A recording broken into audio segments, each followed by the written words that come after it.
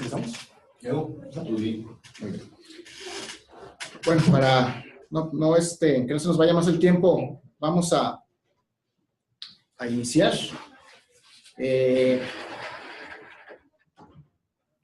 Bueno, primeramente agradeciendo al doctor Gustavo Enríquez no solamente su participación, sino la invitación para realizar esta mesa.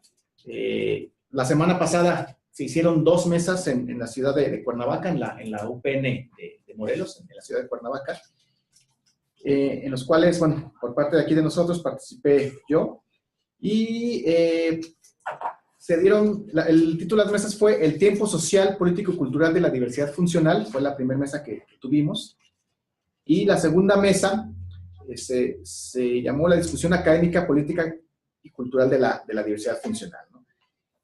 En la que hoy participamos, perdón, la segunda más bien fue el espacio social, político y cultural de la diversidad funcional, y hoy es la discusión académica, política y cultural de la diversidad funcional.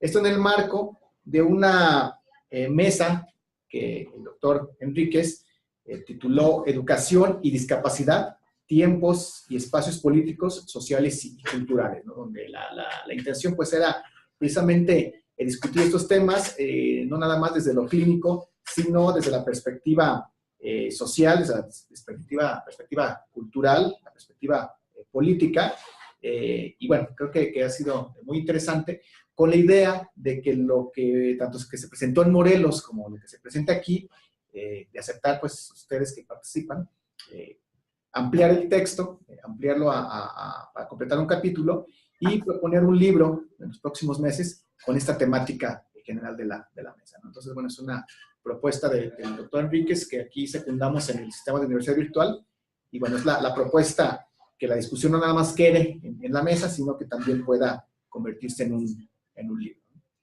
Entonces, bueno, sin más, le doy la palabra al doctor Enríquez. Entonces, por favor, Gustavo, adelante.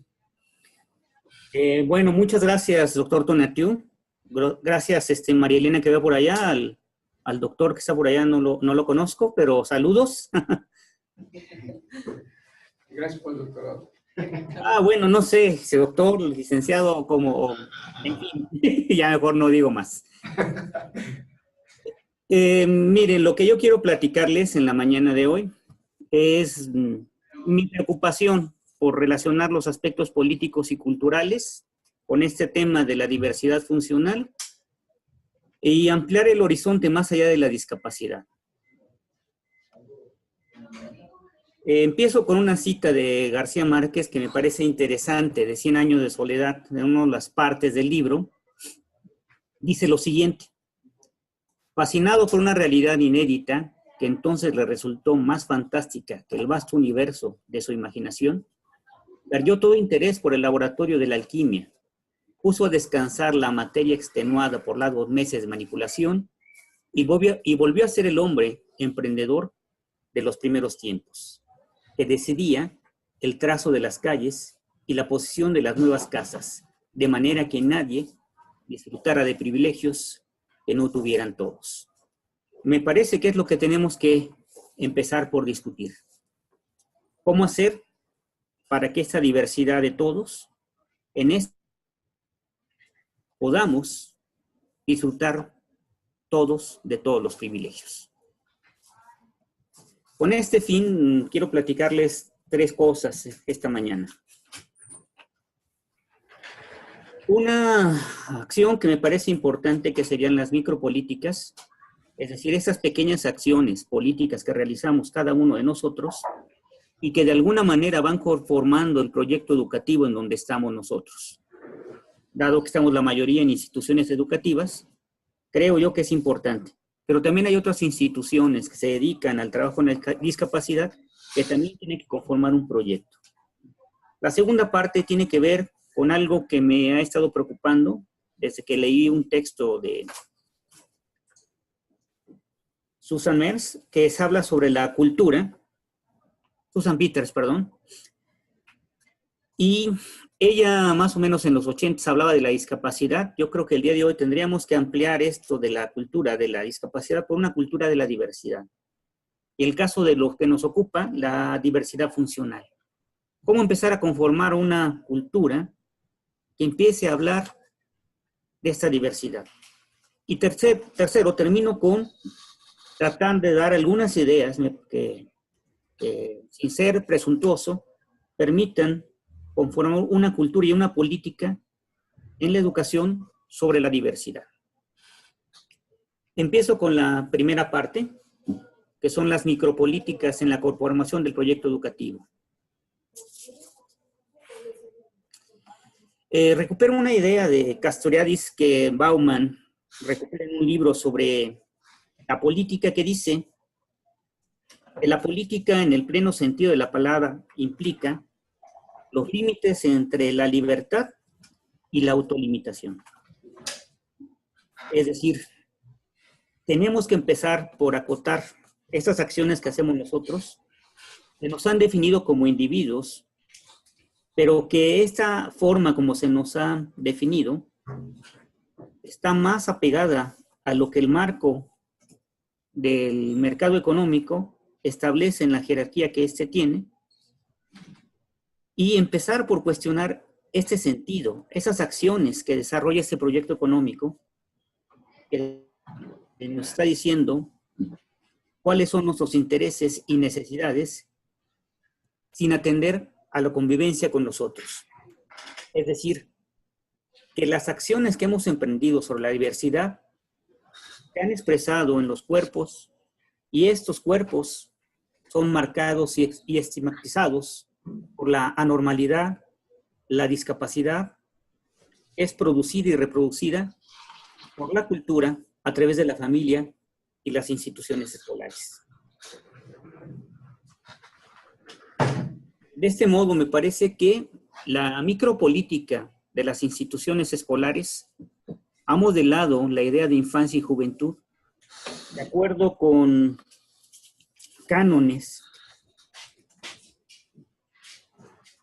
de lo que es lo normal, haciendo uso de la disciplina escolar a fin de construir dispositivos simbólicos y materiales sobre lo que es la discapacidad. De este modo, este conjunto de prácticas, representaciones e imaginarios culturales y escolares tejen una idea desde la cual se mide el cuerpo, la inteligencia, se ponderan las relaciones y el grado de aprendizaje que se produce, reproduce, y que estas micropolíticas que circulan en las instituciones escolares se conforman en teorías y metodologías de validez científica. De este modo, el cuerpo, el entorno social y familiar, las conductas, la inteligencia, la psique, son medidas según la medicina, la pedagogía, la psicometría, la biología, la antropología, el derecho y la psicología, a nombrar e intervenir sobre la infancia y la juventud como anormal o discapacitada. En otras palabras, tenemos que repensar lo que hemos hecho. Cómo estas pequeñas acciones políticas requieren ser interrogadas, discutidas y comprendidas a fin de construir y comprender su sentido. Llevar una autorreflexión sobre lo que se produce, los significados desde lo que hacemos y somos al trabajar y desde las ideas y prácticas institucionales. La manera en que hacemos la realidad de la institución educativa y las prácticas de trabajo con la diversidad imponen formas de hacer, intervenir y evaluar. Esto ha llevado a operaciones que definen el cuerpo, la personalidad, como discapacitada, discapacidad motora, intelectual, psíquica, auditiva, visual, sobresaliente, con problemas o autista, que han llenado el sentido y el significado dentro de las instituciones sobre las personas.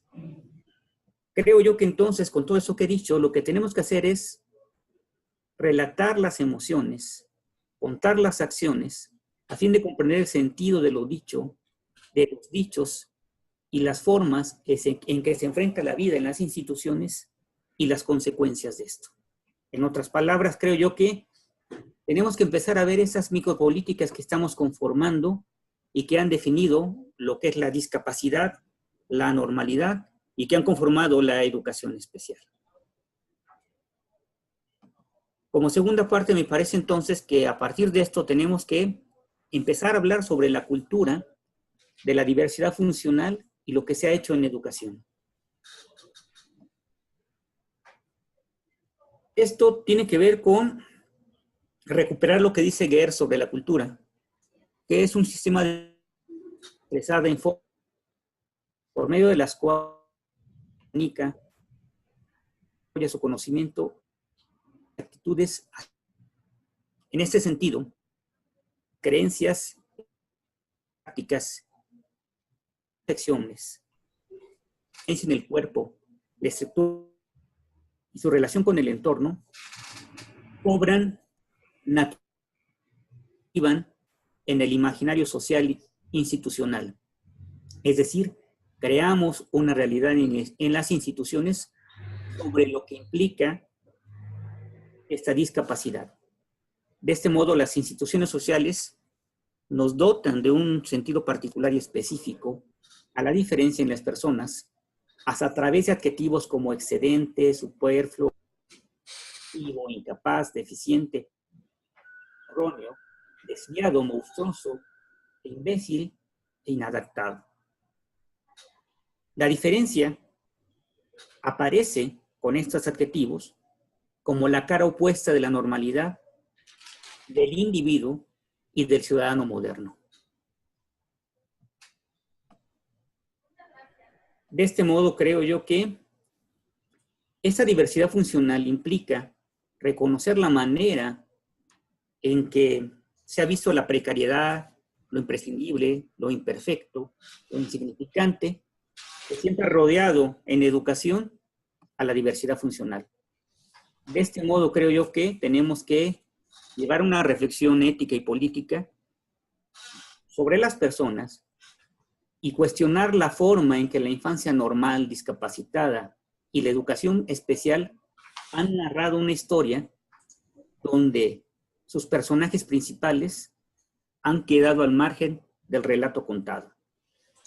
En otras palabras, reflexionar sobre el sentido de los significados expresados en el lenguaje, el papel asignado a la multiplicidad y las identidades construidas a través de creencias, valores, prácticas, percepciones y emociones que hacen del cuerpo el cruce de experiencias vividas de forma dramática. Tenemos que narrar otra historia, creo yo. Como tercer punto, entonces, creo yo, como dicho, esta cultura y estas políticas, tenemos que construir un proyecto cultural y político en educación sobre la diversidad, tomando en cuenta lo anterior. ¿De qué estamos hablando?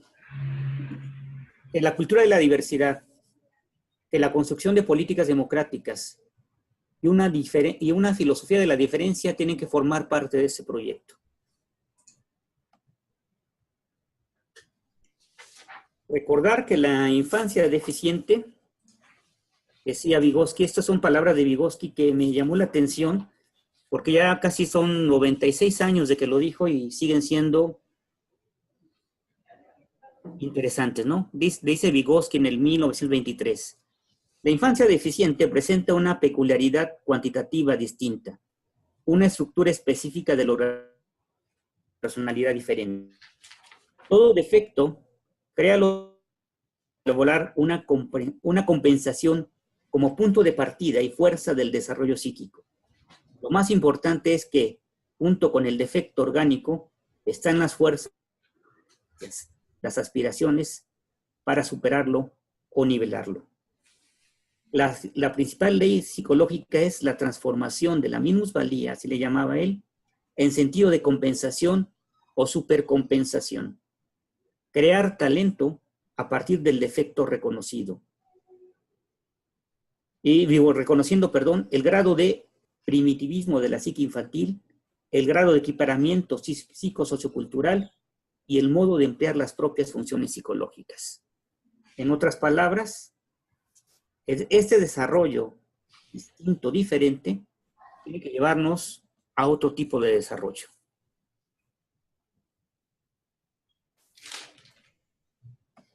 Siguiente punto. Me parece que este asunto de una política democrática, no me refiero solamente a lo que dice la Constitución mexicana y otros, sino generar un proyecto de autonomía, no la autonomía que se ha circulado en las políticas de gobierno actual y anterior, sino con imaginación, creación y alteridad,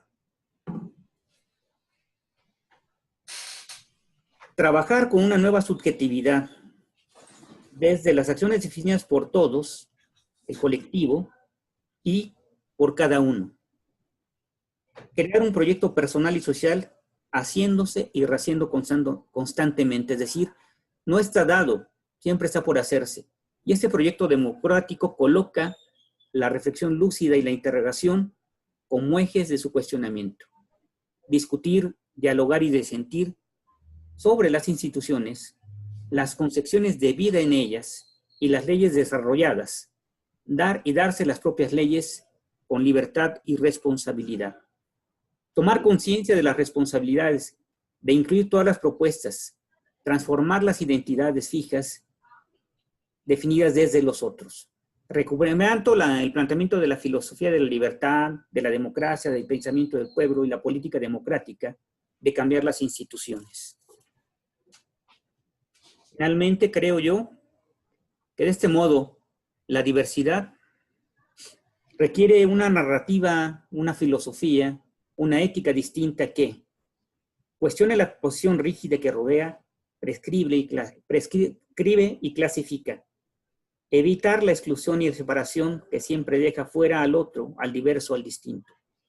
Eliminar la lógica de todo o nada y del pensamiento abismal del nosotros excluyente y discurrir las clasificaciones, las etiquetas, desde las cuales se señala, separa, impulsa la distinción de unos sobre otros. Pues bueno, eso es lo que quería comentarles esta mañana. Gracias. Muy bien, gracias, Gustavo. Claro, ¿crees algún comentario de...? No, me llama mucho la atención el énfasis que hace el doctor acerca del cuerpo. Sí. Y contrasta mucho con el planteamiento, por ejemplo, que puso de Vygotsky. El Vygotsky no se refiere al cuerpo. No se refiere al cuerpo. Se refiere a la capacidad intelectual, ¿no? Sí. Está bien que hay una estrecha relación entre uno y otro, pero la noción de cuerpo en este entonces tiene que ser más integral, no solamente el aparataje orgánico, ¿no? Sí, que se procesa dentro de él, ¿no? Para que pudiera quedar más completo. Porque si no, sí, de entrada choca el manejo del concepto con otro. Y por otro lado, es muy interesante que dentro de el análisis no se incorpore al incapaz. ¿Sí? Es decir, el incapaz también es distinto y existe. Y otro es el que tiene lo que nosotros denominamos la disfuncionalidad. Es decir, como que es cuestión de grado. Uno realmente no, y otro lo que tiene es un poquito de hándicap. ¿De acuerdo? Porque asumo que la primera separación que se hizo en los grupos es que es el que puede y el que no puede. Ya, sin ningún grado, es decir, y sin ninguna especificidad que vaya más allá. Pero aún dentro del grupo de los que pueden, hay unos que pueden más y otros que pueden menos. ¿Sí? Y se encuentra que esa potencialidad se da a partir de cómo está funcionando o por las características morfológicas que posee, es decir, el cuerpo, ¿no? Pero dentro de esta escala, empezamos con el que realmente no podría ser algo. O sea, y su relatividad. Por ejemplo, el que nace sin piernas y manos, digo, pues no va a poder tejer. Si solamente considerásemos como su potencial el uso de su cuerpo. En la actualidad eso ya ha sido rebasado. Dice, bueno, pues si tú le pones algunos artificios, es posible que lo llegue a hacer, ¿no? Y entonces tenemos corredores de 100 metros que no tienen piernas, ¿no? O tenemos sujetos que no tienen brazos ni piernas, pero pueden pintar con la boca. O sea, encontramos opciones. Un poco la lógica del planteamiento que hace nuestro presentador el día de hoy. Si cambiemos la lógica, cambiemos los principios, cambiemos el canon y nos daremos cuenta que esta disfuncionalidad se torna en, yo no quiero decirlo así, pero se torna en diversidad, no en que es distinto a disfuncionalidad o incapacidad. Para mí la lógica sería esa. Y por otro lado, es muy interesante que en esta época en donde lo diverso tiene ya su lugar, no solamente lo tiene, sino quiere tener todo el lugar. ¿Sí? Los diversos, digamos, que están tomando carta naturalidad en nuestra sociedad, que antes estaban ocultos, no quieren estar presentes, sino quieren estar presentes compitiendo para todo y con todo, ¿no? Y ahí que se está cambiando el discurso, reconociéndoles esa posibilidad. Cosa que antaño, o sea, sí se está cambiando, o sea, sí hay cambios rotundos hasta donde me... Claro, nada de esto cambia por decreto, pero que hay cambios, sí. Sí está habiendo este tipo, en todos los órdenes. Y curiosamente, en la educación, que es de donde debería ser el ámbito de impulso de estos cambios, es uno de los más reacios a incorporar la diversidad y el reconocimiento del otro. Yo también leí hace poquito una idea que me dejó, no es nueva, pero el planteamiento, y que tiene que ver con esto, ¿no? Porque por ahí decía, bueno, reconozcamos cuál es la situación del sujeto y a partir de la situación del sujeto hagamos que surja todo su potencial. Precisamente esa era la idea que leí. Nada más que este estaba como que más en términos generales. Y decía, no hay individuo, y decía ahí, no hay ignorante que no tenga un caudal infinito de conocimientos. Partamos de cuáles son los conocimientos que tiene para hacer que tenga más. Esa sería una educación equitativa, igualitaria. ¿Sí? Otra forma de verlo sería una educación para el control y el dominio. ¿Sí? La que antes de analizar lo que tienes ya te pone el estándar y el patrón de comportamiento que se considera correcto. Y a partir de ahí tratas de llevar a esta gente hacia allá y no al revés. Y entonces hacía la diferencia entre una educación para hacer crecer al ser humano y otra para controlarlo, para dirigirlo. De alguna manera, aquí lo veo cuando él dice, sí, reconozcamos al distinto, veamos en qué es distinto, y a partir de eso distinto, hagámoslo crecer, dentro de su ámbito distintivo, específico. No queramos que todos hagan exactamente lo mismo, y menos de la misma manera. Eso es lo que yo entiendo como lo que lleva al planteamiento final de la educación democrática. Sí, muy bien.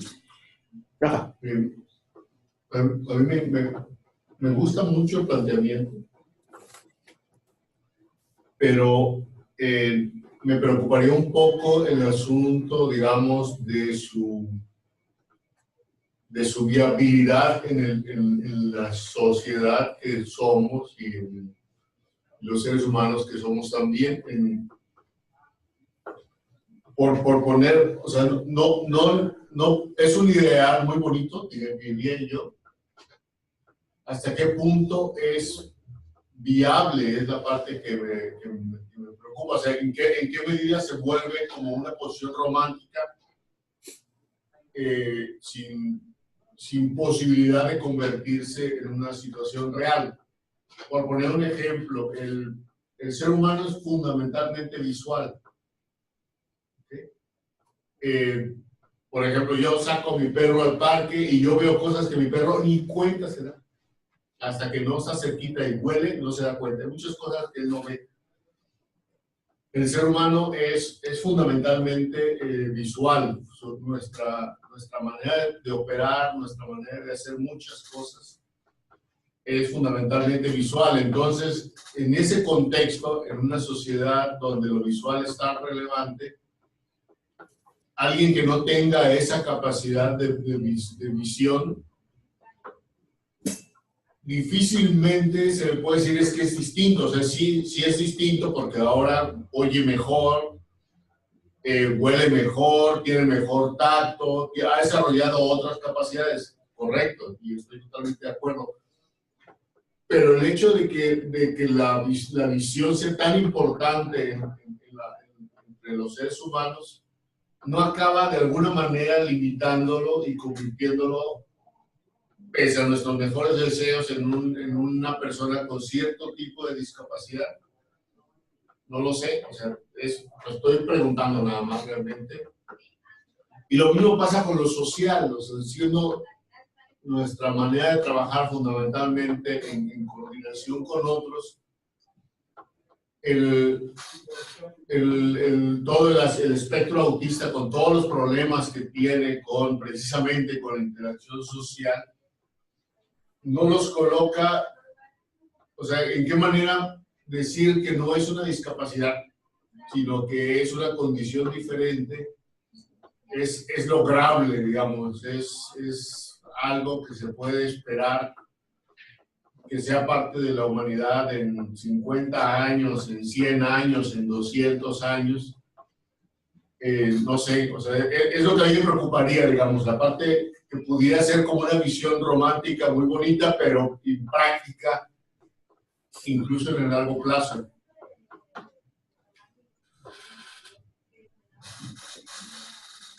Sí, Marc, adelante.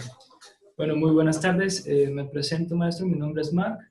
Como tal, yo no soy un experto, soy solamente una persona que ha estado involucrada en temas de proyectos de inclusión dentro de la comunidad universitaria de estudiantes con y sin discapacidad. Hablo desde este panorama y desde la experiencia vivida con amigos. Bueno, primero, creo que son interesantes los temas que se comparten, pero hay cuestiones que en lo personal me generan mucho ruido y sobre todo cómo se le está conceptualizando y cómo se está abordando. El primer llamado, mi intención no es, ¿cómo lo diré? No es menospreciar lo que se está proponiendo ni es una cuestión, sino lo contrario, es generar ese sinergia. Primero, creo que es importante que en estos espacios siempre se cuente con la presencia sea con estudiantes o con personas con discapacidades. Es un llamado. Y para debatir estos temas, porque lo estamos haciendo desde la parte solamente desde los expertos. Y la cuestión es que, no sé si ustedes se han dado cuenta, pero en la forma en cómo lo están planteando, están hablando de los diversos. Están hablando de los diversos cuando la diversidad es parte de una condición de la naturaleza humana. Diversidad de pensamiento, diversidad de formas de actuar, de comprender. Entonces, nosotros somos diversos. Entonces, en la forma en cómo lo expresamos, eso es muy importante. La segunda es, me gustaría entender un poco más sobre la conceptualización cuando habla de los cuerpos, porque de primera instancia, con todo respeto se lo menciono, siento que es limitarlo a un esquema que no... Sería hacer una reducción Sería hacerle una reducción. En lo personal, le quiero compartir muy brevemente para nosotros, como red de estudiantes o colectivos de estudiantes que hemos trabajado el tema de discapacidad en educación superior. Primero, nosotros conceptualizamos la discapacidad como una característica, puede ser visible o invisible, que puede estar ligada a una condición de vida. Y esta característica, cuando se enfrenta a una barrera, puede ser una barrera actitudinal o de infraestructura, otro tipo, es cuando surge la condición de la discapacidad. Eso es algo importante que yo quisiera contemplar. Y que para nosotros, ¿qué es la inclusión? O a veces también se habla mucho de inclusión, pero no hay una inclusión práctica, sino una inclusión teórica. Para nosotros la inclusión se compone de tres cosas muy importantes. Respeto, entendiendo el valor de reconocer al otro. Segundo, empatía, ser capaces de ponernos en la situación del otro. Y el tercero es el reconocimiento del valor de la diversidad de la naturaleza del ser humano. Y ahora bien, para hacerla eficaz, ¿cómo se hace eficaz la inclusión? Ya no en lo conceptual, sino en lo cotidiano, en el trato de la calidad humana. Para nosotros siempre se habla o de es igualdad o es equidad. Siempre hay como ese eterno debate de o es igualdad o es equidad. Y desde lo práctico, porque yo le estoy compartiendo, no soy un experto, simplemente es desde las reflexiones que se da al interior de los colectivos de los estudiantes con y sin discapacidad, es lo siguiente. Encontramos que el punto donde se equilibran estos dos conceptos, es decir, la igualdad y la equidad, es el respeto. Porque es en este punto central, en el respeto, donde se reconoce el valor de ser distintos y en su máxima expresión el valor de la diversidad que forma parte de la naturaleza humana. Es decir, somos diversos en formas de pensar y ser. Para nosotros ahí es donde es el punto donde se encuentra la igualdad y la equidad. Es decir, cuando tú respetas a alguien, sabes que se puede ejercer la igualdad, pero también se puede ejercer la equidad en la necesidad de implementar un ajuste razonable posiblemente. Entonces, por eso el respeto es tan fundamental. Y bueno, eso, bueno, como primera intervención sería este comentario. Me interesaría conocer un poco más, eso no estoy tachando lo que se está comentando. Me gustaría abrir más al diálogo y si fuera posible poder aportar para compartir lo que se está generando en los colectivos de los estudiantes con y sin discapacidad a nivel Iberoamérica, porque es una red que tiene, bueno, se ha ido conformando con los esfuerzos de los estudiantes. Bien. Muy bien. Si gustan, continuamos con el siguiente expositor y Gus, Sí. más adelante. Sí, platicamos, no te preocupes. Sí, muy bien.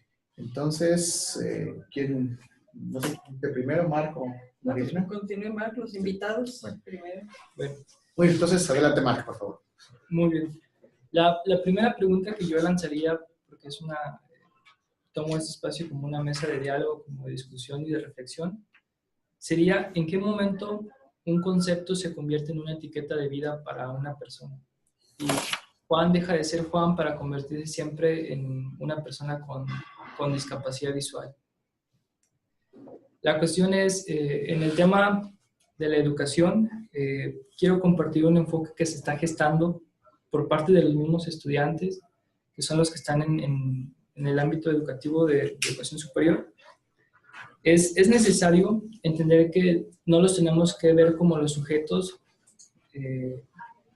a los cuales se les tiene que intervenir, como los sujetos a los cuales siempre se les tiene que dar, sino que es necesario reconocerlos como los sujetos que tienen los conocimientos y habilidades necesarios para generar la inclusión, es decir, vamos a cambiar el enfoque. Siempre la cuestión en el tema de la educación es, primero, que las instituciones no están preparadas, no hay los mecanismos para captar cuántos estudiantes con discapacidad tienen. Segundo, que no tienen programas de formación. Tercero, los docentes difícilmente han recibido un curso sobre este tema y muchas veces no se sienten preparados para atender estudiantes con discapacidad. Pero la cuestión es que no estamos viendo al estudiante como un actor que puede generar esos conocimientos para el docente. Es decir, ¿quién puede enseñarle braille al docente para poder acceder a la información? Es el estudiante. Entonces necesitamos reconocer a las mismas personas con discapacidad, en este caso, como los agentes de cambio que se necesitan para poder llevar el mensaje de la inclusión al interior de los espacios universitarios y habilitarlos a ellos como los principales actores, para que ellos sean los difusores. Ellos pueden generar cursos de braille, cursos de lengua de señas, pueden hablar sobre su experiencia educativa, de cómo se generan los mejores ajustes razonables para que ellos puedan acceder al aprendizaje y pueden compartir estas prácticas con los docentes. También aquí el docente tiene que tener esa disposición para poder aprender del estudiante. Y hay dos principios. El primero, que en el tema lo menciona Paulo Freire, bueno, es una frase de él, que es: educar es impregnar de sentido todo lo que hacemos en cada momento. Y la segunda cuestión que yo llevaría a la mesa es: ¿qué tipo de estudiantes universitarios estamos formando en nuestros entornos? Si son indiferentes a las problemáticas de los mismos estudiantes, de sus compañeros que están en las aulas. Tenemos un grave problema. Educamos en supuestos enajenando la capacidad de los propios estudiantes y no los permitimos involucrarse en los problemas reales. Es decir, como docentes, ¿cómo se le puede, digamos? Dudamos de la capacidad de los estudiantes para resolver problemáticas de la vida real. Imaginen, si tenemos un estudiante con discapacidad y como docentes no sabemos, esa es la primera situación que tenemos de acercamiento. Lo primero que hacemos, bueno, como respuesta natural, todas las personas ante lo desconocido experimentamos temor. Pero la cuestión es, ¿qué es lo que tenemos que hacer como docentes para atender a esa situación? Muchos docentes dicen, bueno, tengo demasiada carga de trabajo. Pero la cuestión es, la segunda excusa es decir, no estoy preparado para ese tipo de situaciones. Y la tercera sería tomar nuestro deber como docentes y entender que hay un proceso de aprendizaje que tenemos que comenzar. Y es necesario repensar nuestra práctica para poder impactar en la vida del estudiante. Y para ello es necesario tener el apoyo del mismo grupo para aprender juntos. Y lo primero que tiene que hacer el docente es reconocer que no conoce sobre el tema, pero que necesita abrirse para escuchar al estudiante, que era lo que comentaba el maestro en las 2 ideas que compartió. Y segundo, necesita apoyarse del mismo grupo para generar esos procesos de inclusión. Y entender que necesita reajustar su práctica para que todos accedan al aprendizaje. Para lo siguiente, es el siguiente principio, que es una frase de Peter Senge en el libro de La Quinta Disciplina, que es el valor de una visión compartida. Eso es muy importante, el cómo se comparte una visión como equipo.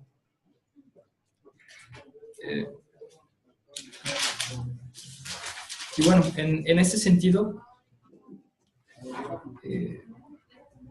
es necesario hablar sobre repensar el enfoque de la inclusión.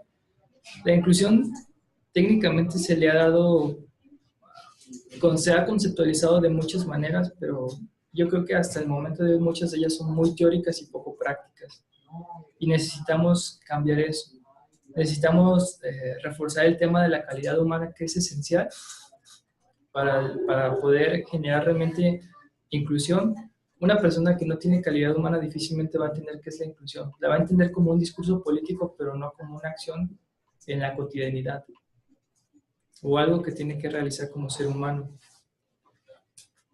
Y pues en ese sentido, mi reflexión sería, en primera instancia, entender o cambiar el enfoque que la discapacidad no está en estas características o en esta condición de vida de las personas, sino en las barreras que se experimentan, que no podemos limitar o medir el potencial del ser humano, porque siempre que lo hemos hecho, nos damos cuenta que alguien lo puede superar o lo puede romper. Eso es importante, que no pongamos nosotros límites a la condición o a la naturaleza del ser humano. Y la segunda, que tengamos esa disposición de aprender. Entonces, necesitamos entender que los estudiantes tienen los conocimientos que necesitamos para que las instituciones realmente sean inclusivas, y que ese valor de la diversidad nos potencialice para generar nuevos proyectos de innovación. Y bueno, en primera instancia esa sería mi intervención. Agradezco la oportunidad. Realmente me interesa poder colaborar, tengo toda la disposición. Lo que les acabo de compartir no es la verdad absoluta, no soy un experto, pero es una reflexión de lo que nosotros como estudiantes con y sin discapacidad hemos observado y reflexionado. Simplemente esa es la postura. Me genera ruido lo que todavía no alcanzo a comprender o a entender la conceptualización desde dónde lo están realizando, pero tenemos toda la disposición para poder generar sinergias, eso es lo importante. Gracias. ¿Alguien quiere comentar algo? Pasamos a la siguiente al final. Nada más, ¿podrías platicar un poco sobre la red o la organización? ¿Cómo Sí. funciona? ¿Cuántos miembros tienen? ¿Qué países incluyen? Bueno, actualmente lo más interesante es cómo se han ido gestando estos movimientos a nivel Latinoamérica. Compartimos muchas realidades. El tema, las ausencias se presentan continuamente. Por ejemplo, en la Universidad de Guadalajara, la falta de formación docente para la atención de alumnos con discapacidad es una realidad que se comparte en la UNAM, es una realidad que se comparte en las universidades de Chile, de Argentina, de Perú. Y ante estas situaciones, las redes sociales han fungido como un canal de comunicación para poder encontrar a otros actores que están en esta misma situación, pero que han decidido no ser indiferentes y que junto con otros compañeros han comenzado acciones para ellos mismos llevar a generar conocimiento que permita a los docentes adquirir la cultura de la inclusión. Se reconocen ahora ellos mismos como esos agentes de cambio, han generado cursos de braille, clases de sensibilización, clases de cómo generar un ajuste razonable para los estudiantes, y lo hacen entendiendo bajo una filosofía tanto colectiva como una filosofía de vida, porque entienden que la situación que ellos vivieron no quieren que otros estudiantes la vuelvan a repetir, quieren dejar por lo menos un granito de arena para las futuras generaciones que vienen. Y además esto enriquece demasiado los procesos de aprendizaje. Por ejemplo, cuando se tiene alumnos con discapacidad visual, en matemáticas, hacer las matemáticas tridimensionales o visuales o palpables ayuda a comprender mejor los conceptos que muchas veces son abstractos. Y segundo, el darle el propósito a esos conocimientos pues les enriquece más y no solamente los enajena. Retar a los estudiantes es algo muy interesante y muy productivo en ese sentido, porque ahora los estudiantes es cuando su compañero le pide, oye, ¿me puedes explicar qué es una función, o cómo se ve una parábola, o cómo se marca una parábola? Entonces, ellos mismos empiezan a idear cómo explicarle a su compañero que no ve el diseño de una parábola o el de una función, y el aprendizaje se vuelve más significativo porque hay emociones en ese proceso. La red actualmente, bueno, si bien está a través de un grupo de Facebook, que es por la forma en que se contactan y además porque es una de las redes sociales que es más accesible, tiene compañeros tanto de Chile, de Argentina, de Colombia, de México, España, Costa Rica, y son espacios donde se convierten a veces en comunidades de aprendizaje donde los estudiantes buscan alternativas a situaciones que están viviendo y que en ese momento o no han encontrado la alternativa, o si ya vivieron la experiencia y hay un material que han desarrollado, lo pueden compartir a través de este tipo de redes. Entonces, eso sería como el funcionamiento es una red horizontal, no hay jerarquías, simplemente hay una filosofía de colaboración, es lo más importante de mencionar.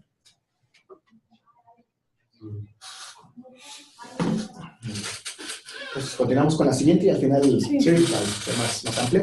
Sí. Entonces, Marilena, por favor.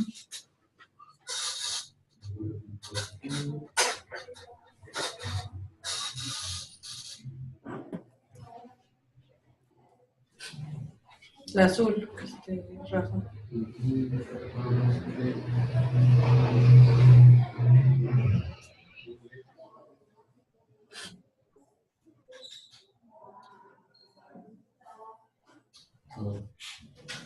Ahí está. ¿Es esto? Ajá. Ay, perdón, no sé. Se cambió el color de la letra. Bueno. Al principio.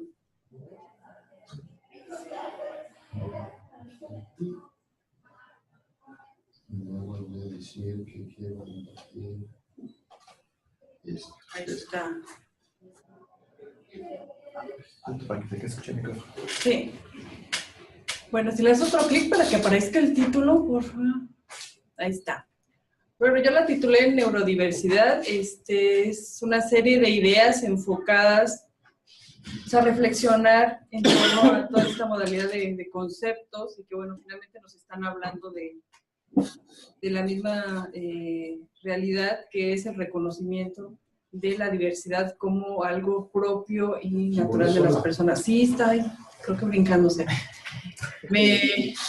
Pues hay algunos compañeros, amigos que Mar conoce muy bien, que han sido casos de compañeros universitarios que nos han aportado, diría yo, a esta formación, estas experiencias y que han tenido un impacto en su entorno inmediato para avanzar en lo que es la inclusión, en lo que es la accesibilidad y la sensibilización. Ahí el primero es el compañero Froilán, ya egresado de CUSEA, y que fue, leía yo la nota, el primer caso, ¿verdad, Mar? En presentar el examen Ceneval de manera muy relevante. Es un compañero ciego. Tenemos a Casimiro, que es también casi está por titularse del EGC, que tiene una condición de parálisis cerebral, y Eneida, ¿verdad? Que ya conocemos todos, la compañera con sordoceguera, que fue el primer promedio de su generación, y que, bueno, a lo mejor si lo hubiéramos presentado como un caso a revisar, a cuestionar de si iba a ser capaz o si iba a poder una estudiante con sordoceguera culminar una licenciatura en línea, pues a lo mejor habíamos concluido que no, pero bueno, tuvimos una lección, una experiencia, retos que se presentaron en el transcurso de su proceso, pero que pudimos ir sacando adelante. El compañero Matías, que es egresado aquí de bachillerato en línea, cursó una licenciatura en la Facultad de Ciencias Políticas de la UNAM y que recientemente fue contratado como docente de la misma institución por toda su experiencia y su potencial y su capacidad. Y Héctor Martínez, un chavo con Asperger, que, bueno, es un divulgador de la ciencia, un chavo muy brillante también. Nada más como para tener la referencia de quiénes son. La siguiente. En esta siguiente diapositiva, yo quise reflexionar un poco en torno a las condiciones para hacer investigación en el tema de discapacidad, ¿no? En cuanto a que, por ejemplo, no hay datos en el INEGI, es difícil, a pesar de que tuvo todo un proceso de consulta el año pasado y que Jalisco fue a nivel nacional el primer lugar en cuanto a propuestas de la sociedad civil, con más de 70 propuestas, cuando había estados que tenían 1, 2, 3, la Ciudad de México tuvo 52 y de ahí para abajo, pues realmente no tuvieron mayor impacto. En el cuestionario del próximo levantamiento del censo 2020, pues no se va a contemplar el tema de la discapacidad en cuanto a la demanda social que había, de saber cuántas personas había en realidad en México y cuáles eran las condiciones en las cuales estaban los rangos de edad. O sea, no va a ser posible, todavía INEGI no da respuestas y lo va a manejar en lo que llaman ellos el cuestionario estratificado, que es nada más una muestra. Y bueno, ahí tenemos una dificultad y serán otros 10 años a la espera, a ver si vuelve a haber otro chance y por fin se empiece a tener un dato que consideramos fundamental para empezar a generar política pública en todas las áreas, ¿no? La parte conceptual, que bueno, ha sido un tema que paralelamente ha salido a discusión en este seminario, ¿no? De esta terminología, pero que va más allá, ¿no? El discurso genera, el discurso da significados, y el discurso tiene un impacto, pero bueno, no se trata de reducir a una discusión de terminología, sino de impactar en la realidad, ¿no? Hace unas semanas estaba yo en el coloquio del sistema de bachillerato, del área de investigación, donde se presentaron diferentes proyectos de toda la red de preparatorias de la universidad, y de todos los proyectos que se presentaron, solamente 2 eran enfocados a inclusión y cultura de la diversidad. Y en el discurso de inauguración, alguna de las autoridades hablaba que la universidad no debería ser un ente autista, ¿no? Que bueno, a mí me parecía inapropiado y me parecía que no debería de seguirse utilizando ni otro tipo de conceptos y términos enfocados a la discapacidad con connotaciones negativas, ¿no? Y cuando vienen de este tipo de personajes, pues bueno, llama mucho la atención, ¿no? Tienen y me parece que siguen reproduciendo estas ideas, estas percepciones, ¿no? En la parte que pudiéramos decir ha habido avances es en la parte jurídica, en la parte legislativa, en el reconocimiento dentro de las políticas públicas de una política de inclusión, pero que no ha generado mayor impacto en las áreas de salud, en las áreas de empleo, en las propias áreas de investigación, en las familias, o sea, la realidad de las familias realmente no ha cambiado mucho. Y tenemos también a lo mejor otra área en la cual ha habido avances importantes en el área de tecnologías, aplicaciones, una serie de recursos y software que sí se ha ido avanzando, diría yo, de manera importante, pero que tampoco han tenido esta cobertura o esta difusión, este acceso a todas las poblaciones. Entonces, seguimos teniendo como esas disparidades, ¿no? Avances en algunos rubros, estancamientos en otros, pero que no vemos un impacto significativo en la comunidad. Estaba recordando en el evento que tuvimos ahora, el Encuentro Internacional a Distancia, que nos hablaban, por ejemplo, de toda esta cobertura que hubo ahora del fenómeno de las caravanas de migrantes, ¿no? Y cómo las instituciones se pusieron las pilas y hubo propuestas de las universidades a recibir a estos grupos que se pensaban iban a ser masivos de estudiantes, sobre todo de Estados Unidos, que iban a regresar a estudiar a México, y decían, no fue así, fue todo un imaginario. La UNAM recibió 15 solicitudes, o sea, no quieren regresar a estudiar aquí. Entonces, a nosotros lo que nos llamaba la atención es toda esta maquinaria, todo este movimiento que se generó para una población específica, que eran los grupos de migrantes que empezaron a llegar de manera grande a México, y decíamos, bueno, y la población con discapacidad que está aquí y que tiene años esperando una respuesta de instituciones de salud, instituciones educativas, otras áreas de asistencia social, bueno, así se llaman, aunque está mal el término asistencialista, y nunca hemos generado ese movimiento, ¿no? Que bueno, ahí lo dejo. ¿Me pasas la siguiente? Tenemos toda una serie de legislaciones, de planes, de todo un marco que nos habla de la política, inclusive de la política educativa inclusiva, en la propia universidad, que se acaba de declarar la política educativa incluyente. Tenemos el programa de universidad incluyente, tenemos el código de ética de la universidad que nos habla en su artículo 4 de las obligaciones y los compromisos de los docentes para atender a la diversidad. Y me paso al siguiente. Ahí tenemos programas y acciones que están funcionando dentro del marco de la universidad. La unidad de inclusión que surgió hace 2 años, si no me falla la memoria, que es una área, pues digamos, pequeña, que atiende o trata de atender a toda la red universitaria, y que ahora se ha replicado en el FUCS. Tienen ya un laboratorio de educación inclusiva.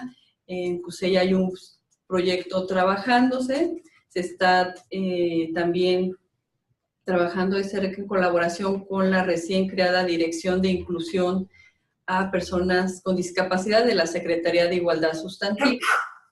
Y bueno, Marx fue como muy, muy humilde. Marx ha sido de los líderes estudiantes que han trabajado mucho en pro y a favor de los estudiantes con discapacidad en el colectivo Universidad Incluyente, el cual pues fue todo un trabajo y se realizó a raíz de un estudiante con discapacidad, sobre todo ahí en CUSEA, y que ha impactado a otros centros universitarios y que han tenido avances importantes. O sea, no es casualidad que CUSEA sea uno de los espacios de la universidad con mayor mayores avances en el tema de accesibilidad, por ejemplo, tiene eso, una trayectoria de fondo, tiene la lucha de los estudiantes de fondo, las demandas y también el trabajo que han hecho mano a mano ahí con las autoridades y administrativos del centro universitario.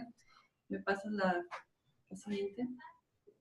Bueno, aquí rescato mucho esta frase de Temple and Grandi que dicen, el mundo necesita todo tipo de mentes. ¿Hay otra más? No sé. Bueno, esta cuestión de los conceptos que ya los comentamos de alguna manera, la accesibilidad en el sentido amplio y de cómo a partir de la falta de accesibilidad es que surge una situación de discapacidad y no como algo orgánico.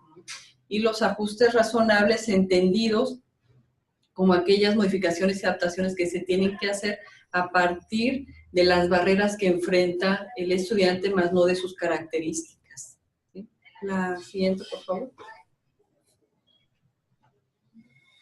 Ahí son una serie de aspectos que hemos nosotros ido como identificando de los trabajos que se están haciendo en otras universidades. Bueno, aquí lo enfoqué mucho al tema de espectro autista, que es el que trabajamos mayormente, y que hay ya en otras universidades, pues bueno, sobre todo europeas, que ya tienen dentro del nivel superior y medio superior proyectos como Voluntario Amigo, que es el trabajo par a par entre estudiantes, programa Apúntate, que es apoyos universitarios a personas con trastorno del espectro autista, tienen programas de tutoría con docentes y tutorías con compañeros, tienen tutores específicos, tienen formación y sensibilización con compañeros y profesores, y tienen trabajo colaborativo con asociaciones, especialistas y familias, que es esta parte de la vinculación que me parece que ha estado poco o mucho desdibujada en la universidad. No hemos trabajado la cuestión de la vinculación y la responsabilidad social. La siguiente. Bueno, aquí otros programas que se tienen a nivel internacional en otras instituciones. Y creo que esta es la última, ¿verdad? Terminamos con... Sí. Pues gracias, nada más aquí como una panorámica de algunas ideas. Muy bien. Bueno, entonces ahora sí tenemos bastante tiempo, podemos abrir la discusión sobre los 3 temas que aquí se tocaron, se abordaron, sobre estas perspectivas de la diversidad funcional. No sé si alguien quiera tomar la palabra. Yo quiero... Sí, adelante.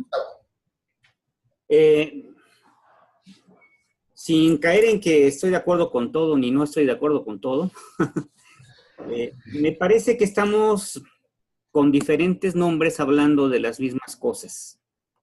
Me uno a lo que dice María Elena con respecto a los conceptos que trabajamos. Obviamente que la diversidad ya tiene buen rato que se habla de ella, pero tenemos que seguir discutiendo qué entendemos y precisándonos estos sentidos de la diversidad.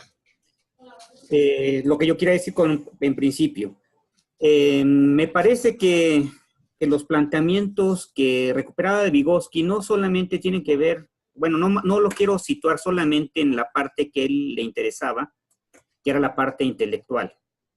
Abona a un elemento importantísimo que yo creo que lo decía también María Elena al final, en la frase, ¿no? Necesitamos todo. Esa es mi idea. Claro.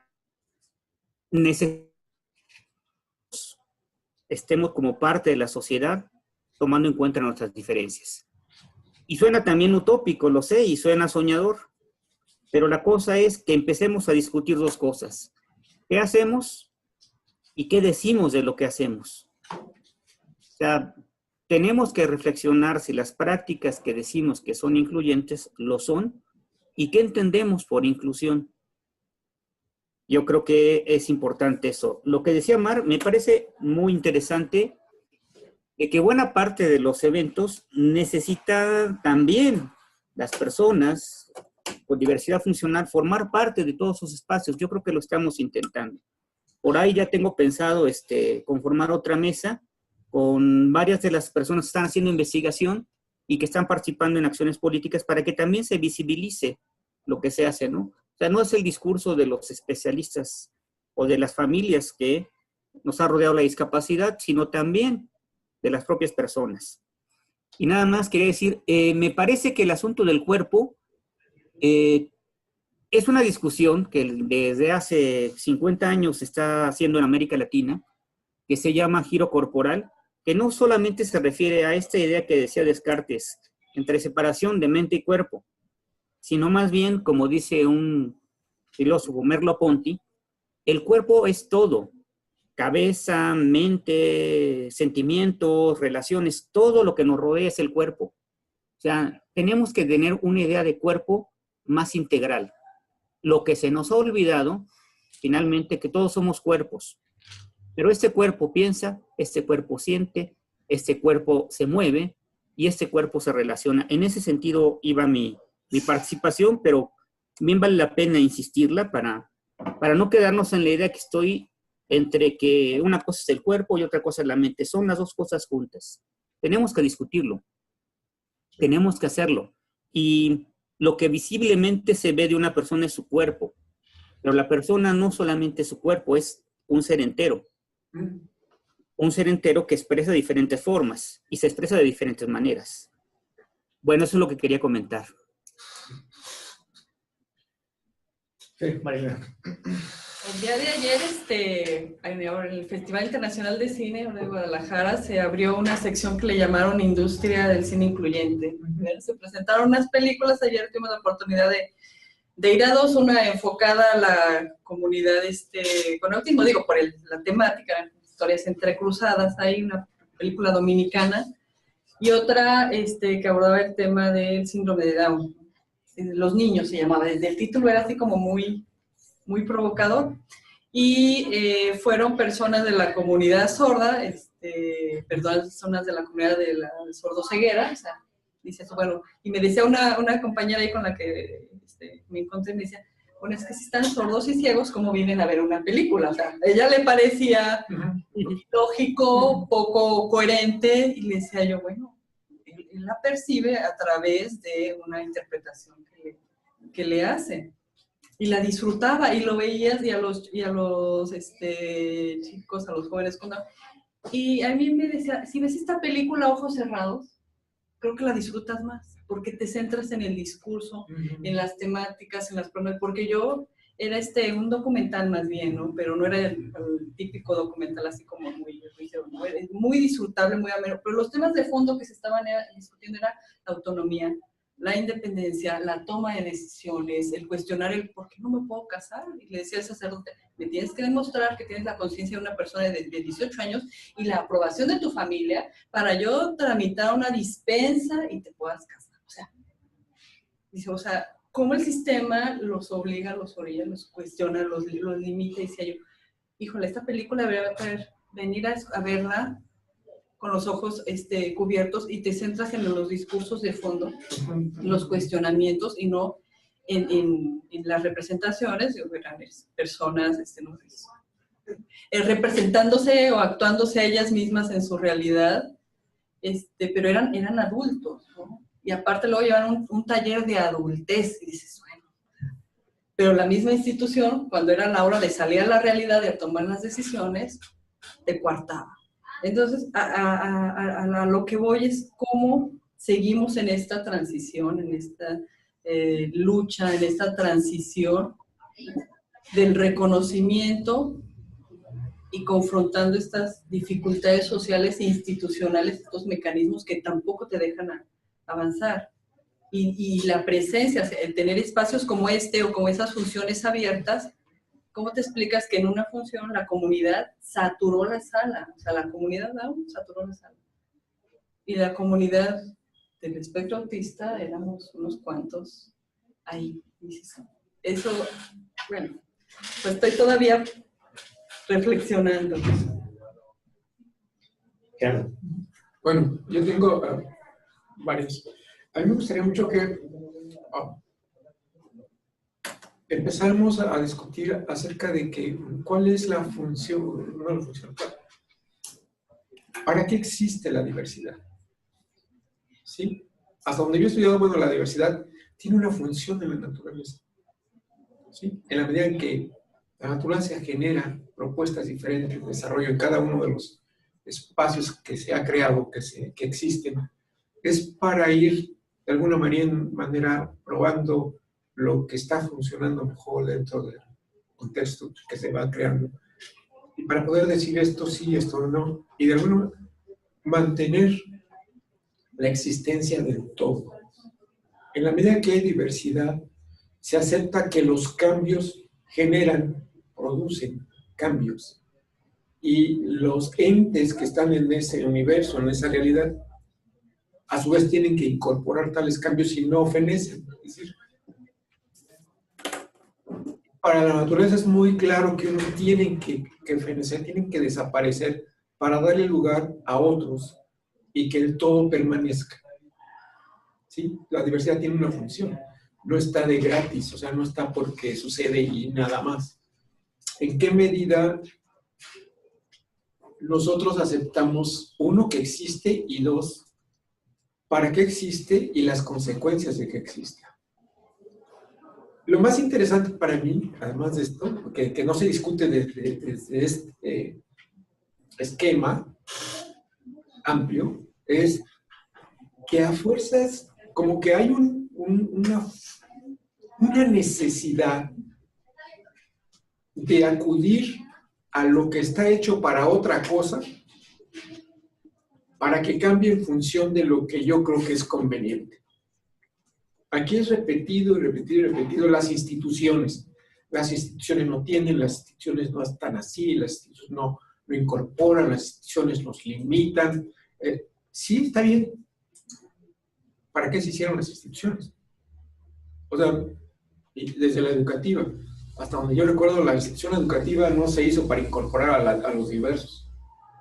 La institución educativa se hizo, se ha formado, se ha solidificado, se ha creado, se ha reproducido y se ha complejizado a partir de agarrar lo diverso y meterlo en un estándar que sirve para también ciertos propósitos. Para eso se hicieron de esa manera esas instituciones.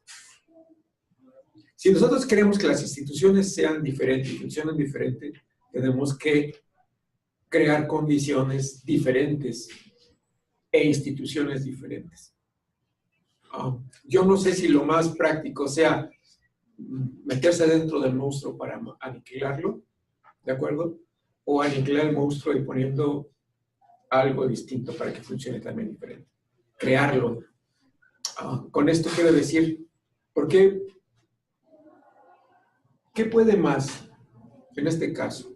¿La fuerza de la comunidad Down para generar los cambios fuera de las instituciones? ¿O que los Down se metan en las instituciones y quieran forzar que cambien para ellos ser aceptados bajo las condiciones que tienen? ¿Qué sería más efectivo? Por lo que yo veo, la acción comunitaria fuera de las instituciones tiene más impacto que dentro de las instituciones. Por una simple y sencilla razón. Bueno, por dos. Primero, porque las instituciones no están hechas, repito, para aceptar la diversidad, sino más bien para reducirla y convertirla en discurso analítico y hasta proyecto de investigación. Y la otra, porque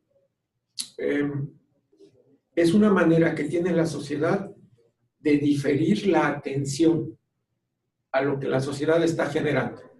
En la medida que un problema social aparece, emerge y empieza a tomar fuerza, la mejor manera de irlo definiendo es meter el problema en una institución, en este caso educativa, para que ahí se genere una narrativa que la complejice y distraiga del problema fundamental. ¿Sí? Y entonces sí se crean grupos de investigación, se crean libros, se crean investigación, se crean narrativas, y todo ese esfuerzo se va para dejarlo ahí dentro, a nivel discurso, no a nivel práctica, porque la práctica no se hace en las instituciones educativas, la práctica se hace fuera. Pero si seguimos insistiendo en crear las instituciones, tenemos que luchar con esta lógica para la cual fueron creadas y a partir de la cual trabajan. Y de aquí me voy a los conceptos. Es muy interesante, también sé que existe una discusión muy fuerte entre el cuerpo, pero yo tengo una propuesta, o sea, que tiene que ver un poquito con identificar lo distinto. Si el cuerpo y el concepto cuerpo está asociado, tiene un campo semántico específico, no es conveniente usarlo para que su campo semántico sea más grande cuando existe otro concepto u otro término. Por ejemplo, esta discusión la tuve también con otro compañero que vino a hablarnos hace tiempo, Germán, acerca del cuerpo y su proyecto. Y yo le decía, bueno, ¿por qué le llamas cuerpo si hay otro concepto que incorpora el cuerpo y la mente y el espíritu y todo, que es persona? La persona incorpora todo. Entonces, si tú me dices persona, yo entiendo que es el todo. Pero si me dices el cuerpo, automáticamente yo me voy acá. ¿Por qué? Porque nosotros hemos aprendido que esos son los conceptos que identifican una cosa u otra. Obvio que si yo quiero tener una visión integral, lo que más favorecería que las personas pensasen integradamente es utilizar los conceptos adecuados para favorecer la integralidad. Y no utilizar un concepto que tengo que explicar que es más integrado para que entiendan la integración. O sea, me parece un poco difícil. Esto es también muy común en la ciencia. Y por eso de repente se complejiza. Tenemos, y lo mismo sucedió cuando vino aquí el compañero que nos habló sobre la cuestión de género y el lenguaje, ¿no? Decía, es que tenemos que dejar de usar términos que tienen un sesgo machista o de género, ¿no? No tenemos que usar zorra porque así se les dice a las mujeres. No, espérate, es que hay zorros y zorras. O sea, los términos se hicieron para diferenciar, ¿no? Si tú lo utilizas de otra manera, ya no es problema del concepto diferenciador, es problema de cómo lo utilizas. El problema no está en esto, está el problema en cómo lo usas y para qué lo usas. ¿Sí? Que no lo usas solo para diferenciar. Si yo de repente les digo que válgame el ejemplo, una yegua, usas una yegua, es diferente a un caballo, ¿no? Pero si yo la yegua utilizo el concepto, asociándolo a la mujer y a lo que se puede hacer con la mujer y lo que tiene que hacer, por el simple hecho de que no se use así, tengo que eliminar el término y el concepto. Me parece como que muy fuera de lugar. Y lo mismo aquí. Sí me parece importante los términos, los conceptos, su precisión, porque crean narrativas y las narrativas generan explicaciones y generan la posibilidad de entendernos. Pero no viniendo a imponer una narrativa, sino creándola para diferenciarla de otra narrativa y que sea, desde el punto de vista, mucho más claro y productivo entender. Es cierto, las instituciones tienen que cambiar, tienen que irse ajustando, pero no solamente las instituciones. Yo creo que el esfuerzo tiene que venir de fuera de las instituciones. Y sobre todo en esta época, en donde las instituciones, y particularmente las educativas, están en el banquillo de los acusados, que desde hace mucho tiempo están, pero ahora están en el banquillo de la desaparición, aniquilación. Lo importante, que siempre ha estado fuera de las instituciones, ahora se reconoce como más vivo, más valioso y con más potencialidad para transformar esto que nosotros llamamos sociedad, que las instituciones mismas. Entonces, ¿por qué quien se asume como diverso quiere entrar a las instituciones que no están diseñadas para eso? ¿Por qué no crear espacios específicos con otra racionalidad? ¿Sí? Que no sea necesariamente esta, para la cual no está hecha del todo la participación diversa. Sí. Yo de esto quiero comentar y más o menos hilar. La pregunta que hace Mark, de en qué momento un concepto se convierte en una etiqueta para una persona, y precisamente la discusión de los conceptos, ¿no? Y bueno, algo que mencionaste al principio, que lo apunté, digo, no sé si era la idea o lo que dijiste, que no hay cambios por decreto, ¿sí? Pero sin embargo, si vemos en esto, todos los conceptos han sido por decreto, ¿no? O sea, estos conceptos que, bueno, se utilizaron en los 70 de imbécil y todo esto, y que obviamente pues, hoy ya no. Pero ahora también el concepto de discapacidad y el que han dicho últimamente, no, ya no se usa el concepto de discapacidad, y ahora es diversidad funcional. Y entonces nos vamos pues en esta como que pareciera que el concepto va mucho más adelante y que no alcanzamos a discutir bien esta situación, ¿no? Pero finalmente, sea un concepto u otro, creo que tal como dices, o sea, lo que hace la institución es esta cuestión de la etiqueta, ¿no? Entonces por eso es muy importante, ¿no? A lo mejor le voy a llamar más bonito, pero sin embargo sigue siendo una cuestión de etiqueta para mencionar a los diferentes, o bueno, todos los conceptos que teníamos antes, ¿no? Y yo siempre les he dicho, o sea, ¿por qué no hay una discusión previa de los conceptos? Porque luego también nos quedamos nada más con lo que el otro dice, pero no en el fondo. O sea, es lo que digo, si de repente alguien dice, es que los discapacitados, y ya uno dice, no, ya está mal, porque está mal, no sabe que el término no es discapacitado, que el término es persona con discapacidad. Pero me quedo con eso, y no con con el discurso o lo demás. Sí, por idea central. Así es, ¿no? Anoche, de hecho, platicamos con un amigo, me dice, bueno, ¿qué tal que alguien dice discapacitado, pero tiene acciones mucho más favorables y de inclusión, que alguien que dice persona con discapacidad, pero que no hace nada, que al contrario los discrimina, ¿no? Entonces también el usar el concepto correcto pues no es garantía de que realmente trates a las personas como quiere, con esta cuestión de respeto, de derechos humanos y toda esa situación. Entonces esto siempre me ha parecido muy bien, ¿no? Yo también les he dicho, hay que ver los conceptos, incluso las propias normas. Yo en varios foros he dicho, si de repente la Convención Internacional de los Derechos de las Personas con Discapacidad no nos sirvió, al menos para las personas con autismo, para que se vieran, y por lo tanto se tuvo que hacer una ley específica, bueno, quiere decir que esa convención pues no es perfecta, o sea, que puede ser perfectible. Pero luego también muchos se quedan como si la convención fuera lo último, y la convención fuera la Biblia, y nada puede estar fuera de la convención. Y dices, bueno, ¿cómo no? Sí podemos seguir avanzando, ¿no? En esta evolución tanto de conceptos como de grupos, como de ideas. Y creo que precisamente espacios como como otros, es llevar esa discusión, ¿no? Lo que también me parecería importante es cómo llevar esta cuestión de lo que tú decías de la narrativa, y que no nada más se convierta como en algo de que pues, nos juntamos, escribimos algo y se quedó, sino que precisamente sirva para la discusión y la generación de conocimiento. ¿Pero rápido participar? ¿No? No. Por acá, sí, se puede. Gustavo. Interesante lo que decimos. Interesante. Para no caer en sí o no, y que yo sí y el otro no, yo creo varias cosas. En principio, las instituciones no solamente es lo físico, no solamente son las paredes, los muebles. Las instituciones empiezan desde que la madre y el hijo se relacionan. La primera institución es ese vínculo que se da a través del lenguaje.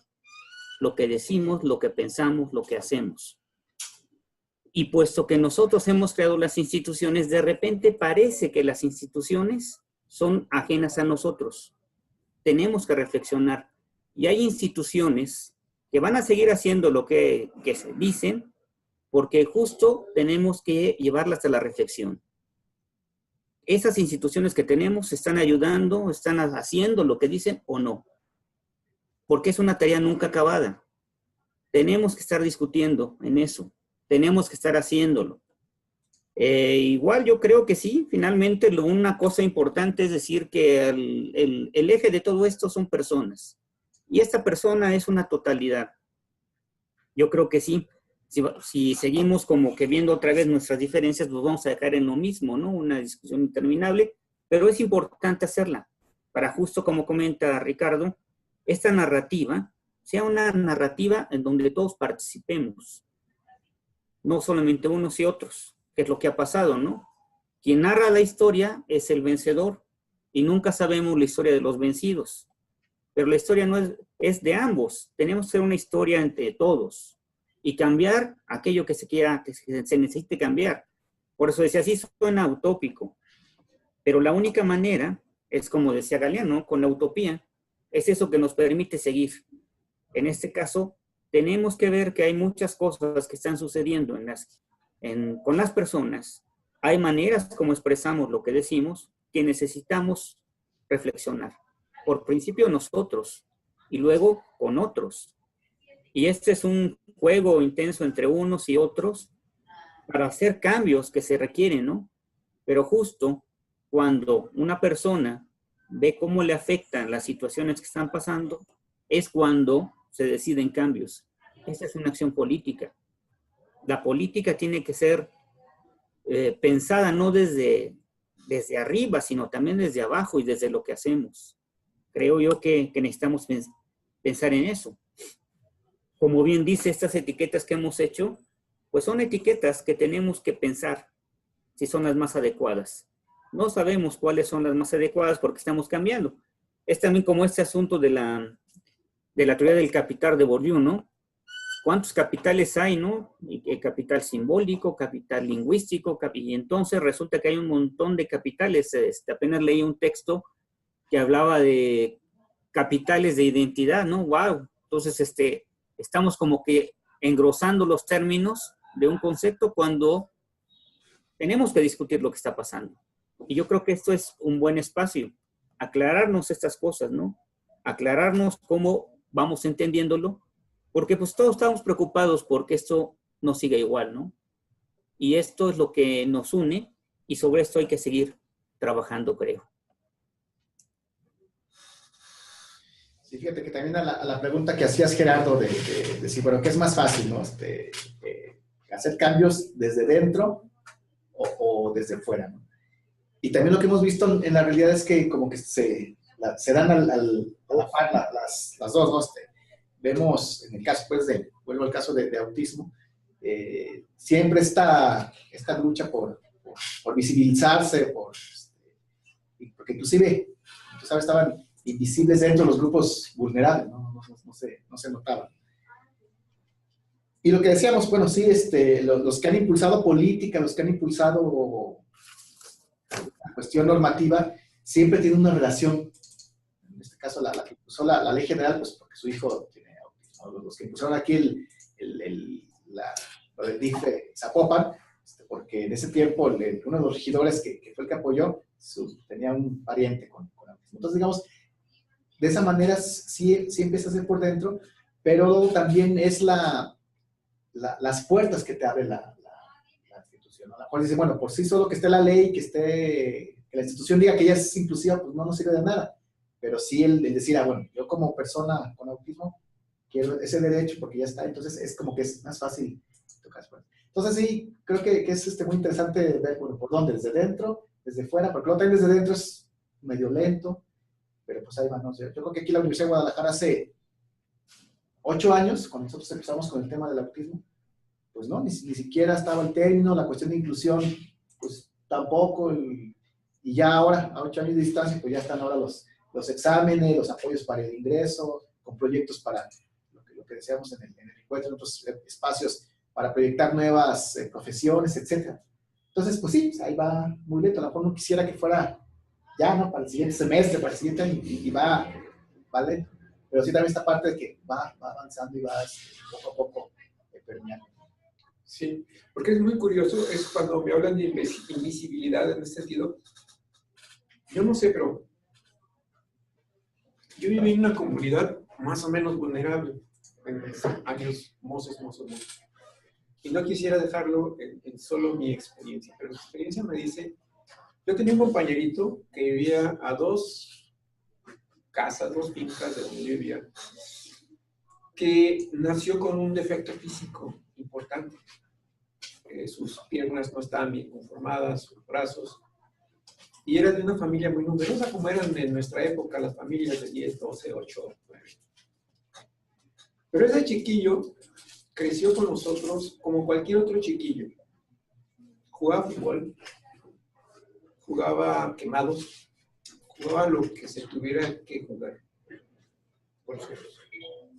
Para nosotros él no era invisible, era otro de nosotros.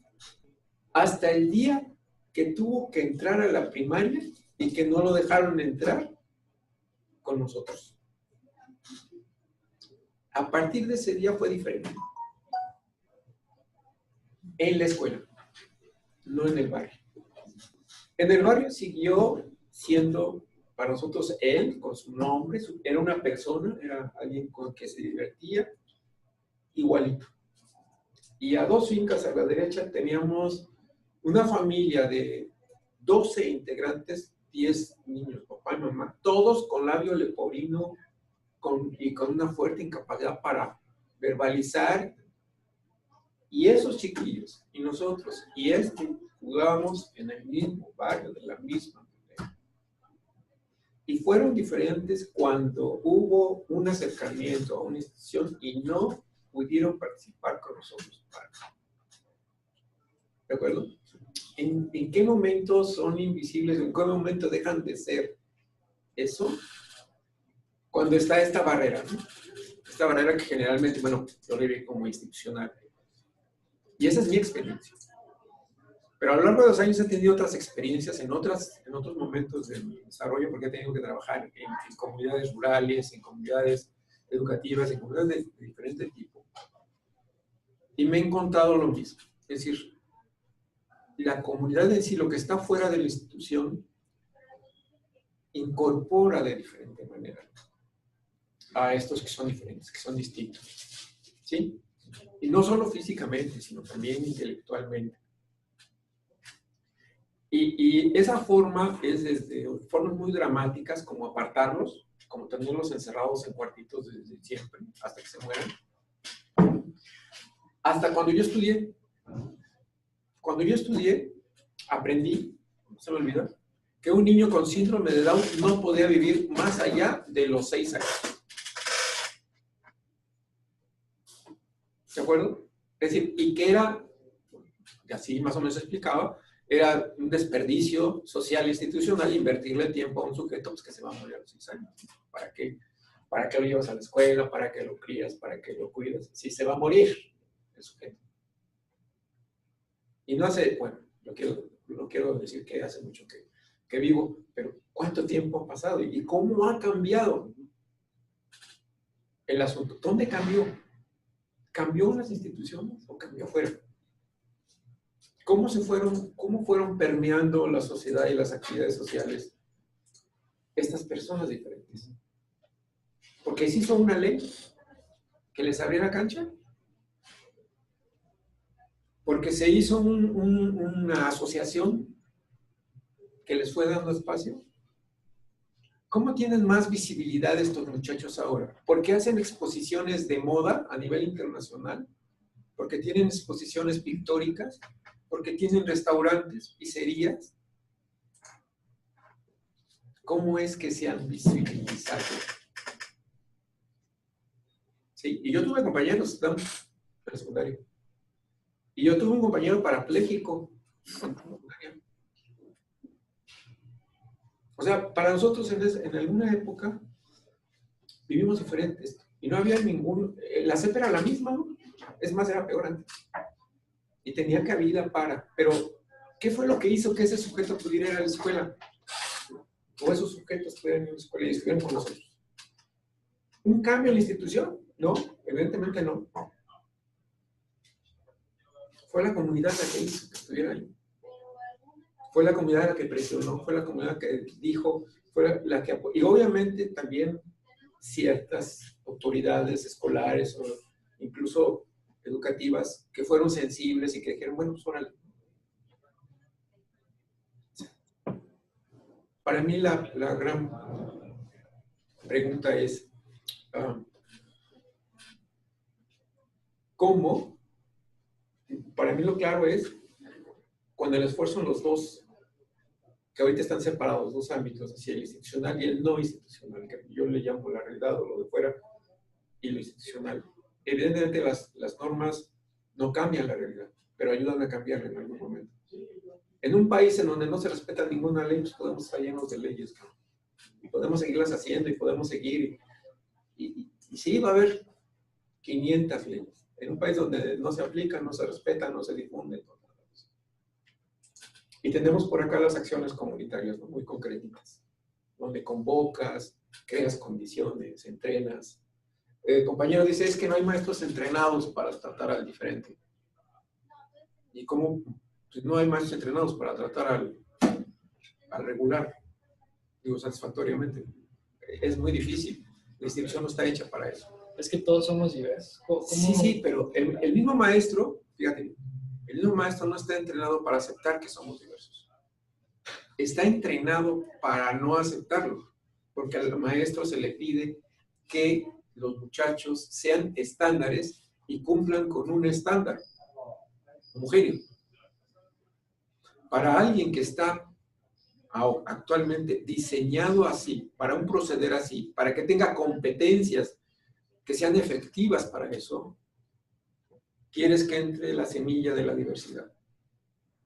Cuando la diversidad es contrario a lo que se le está formando. Claro, hay discursos muy padres, muy bonitos, pero la operación es así.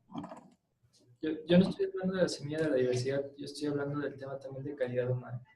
Como docente, tu deber es atender a los estudiantes que tienes, hacer que aprendan. Entonces, pues es un deber ético del docente poder generar ese aprendizaje. Sí, por supuesto. Pero ¿aprender qué? ¿Y aprender cómo? O sea, hay un programa, ¿no? Tú no puedes enseñar lo que quieres. Tú tienes que enseñar algo.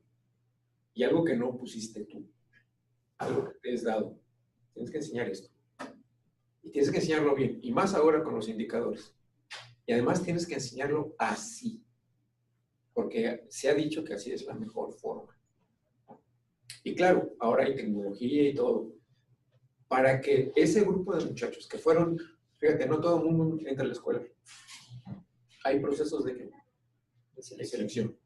Y la selección está en función de ¿qué? De la diversidad, de la homogeneidad, ¿verdad? Entonces, entran por bloques, entran así. Son procesos factoriales. No factoriales, sino fabriles, quise decir. ¿De acuerdo? Imitamos ese tipo de procesos. Entonces, admitamos que así está diseñada la escuela. Si lo admitimos, encontraremos que tenemos que luchar contra esa lógica. Desde dentro y desde fuera. Pero que la lógica ahí está. No podemos olvidarla. Los maestros están hechos para eso. Ve tú cómo se forman actualmente los maestros. Yo lo veo porque estoy trabajando con un grupo también que está trabajando la formación docente en la educación básica y la normal. Y veíamos cómo se formaban antes los maestros. Estaba muy cercano a la idea que tú me estás dando. Eran maestros que reconocían que esas personitas tenían diferentes aptitudes en diferentes esferas de su quehacer. Cantaban, reían, jugaban, luchaban, se peleaban, aprendían, tal.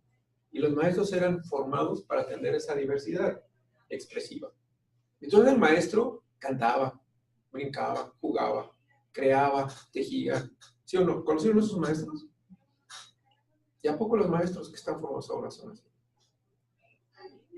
Agarren un maestro de normal y díganle, a ver, maestro de normal, dígame una canción con la cual el alumno pueda entusiasmarse en el reino animal. Dice, déjate la pongo en YouTube. Sí, deja ver si encuentro algo. No están formados para eso. Están formados para un chiquillo que tiene que llegar a los 6 años con ciertas características de estatura, de tal, y que tienen que venir vestiditos y que tienen que hacer esto. Y si no hizo esto, ya, es diferente. Y él va, incluso si encuentra que de los 40 o 50 alumnos que tiene, 20 son diferentes, él da, y no se ajustan al programa, él tiene que dar su programa para los que están bien en este rango. ¿O no? Así funciona. Y tú le dices, oiga maestro, tenga, cumpla bien con su trabajo y decir, yo estoy cumpliendo bien con mi trabajo, estoy dando el programa y yo estoy calificando. Y yo estoy diferenciando los que pueden y los que no pueden. Eso es cumplir bien. Bueno, pero eso no está bien. Entonces hay que convencer al maestro de que hay otra lógica para que realice su trabajo. Y el maestro va a decir, ok, pero ahora convence al supervisor, ¿no? Bueno, convence al director, ¿no? De que hay otra lógica. Que yo tengo que irme más despacito, que tengo que crear grupos, que tengo que trabajar de otra manera para... Y a lo mejor me atraso con el programa, pero estoy siendo más humano. El director. Y el director es el supervisor. El supervisor, la norma. Esa es la lucha, pues.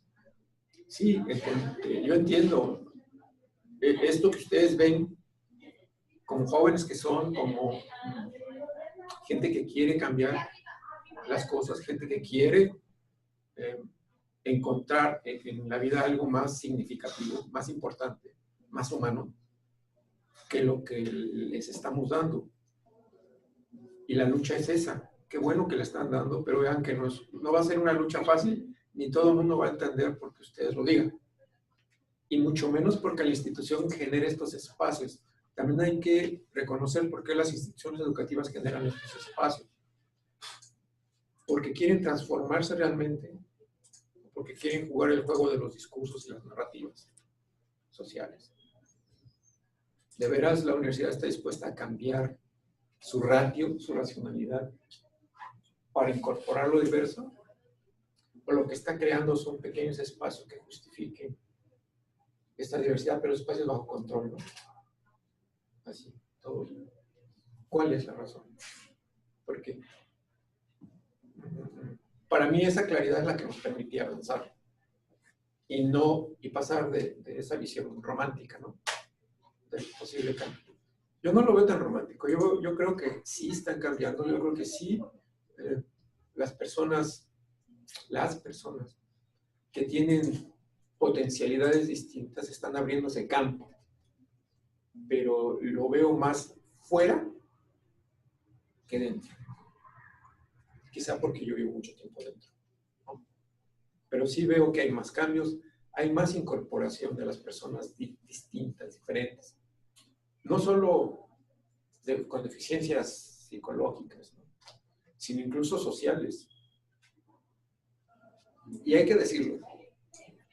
En la actualidad tiene más impacto un sociópata que maneje Internet. ¿De acuerdo?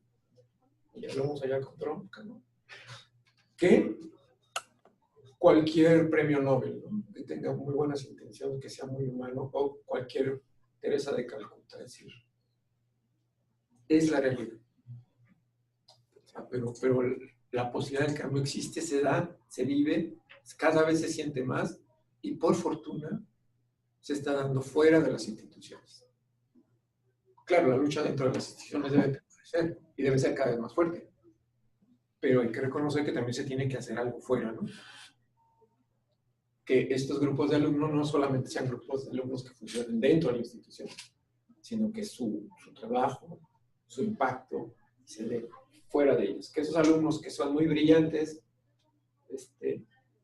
no solamente sean brillantes dentro de la institución, sino sean brillantes fuera, en la comunidad, y generen movimientos comunitarios a favor de lo que ellos creen que debe ser correcto.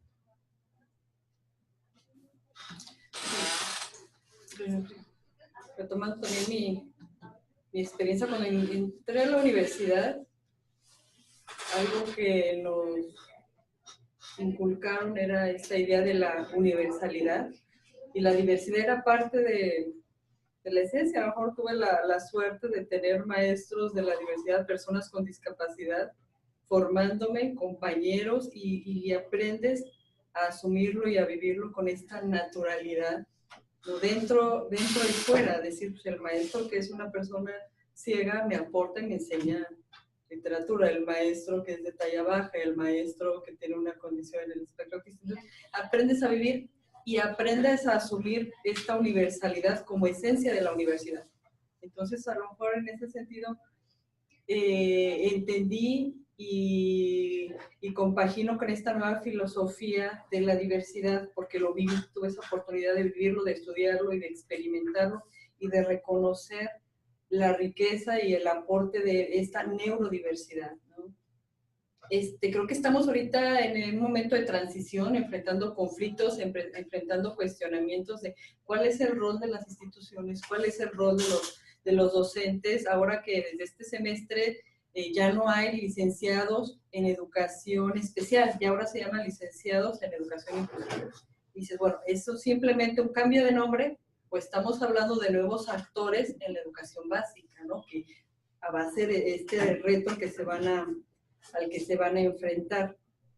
Pues yo creo que los impactos y el trabajo y el compromiso y esta responsabilidad está tanto dentro como fuera, no solo de las instituciones educativas, sino de otro tipo de instancias, incluso en otros sectores que son más reacios, como el sector empresarial, que ya comentábamos en otra sesión de seminario, hablar de los ambientes inclusivos en las empresas, el trabajo flexible, que bueno, es otro pendiente ahí que tenemos, ¿no? Pero yo creo que sí tenemos ya las pautas para ir trabajando el diseño universal curricular, esta transición y este compromiso y esta tarea pendiente que tenemos, ¿no? Dentro de la propia institución, y como decía Marc, ver a los propios estudiantes con discapacidad y de otras condiciones multiculturales y otras ideologías como agentes de cambio, y no como problemas, sino como personas que traen una serie de dificultades o de impedimentos, otra vez con estos discursos ya rezagados, pero que siguen vigentes en las prácticas, desafortunadamente. Yo creo que estamos en un momento de transición, que tenemos una tarea, que tenemos una serie ahí de compromisos y de cuestionamientos desde nuestros propios roles, nuestros propios aportes, nuestros propios conocimientos, en qué me formaron, cómo me formaron y a qué me estoy enfrentando, ¿no? Y estas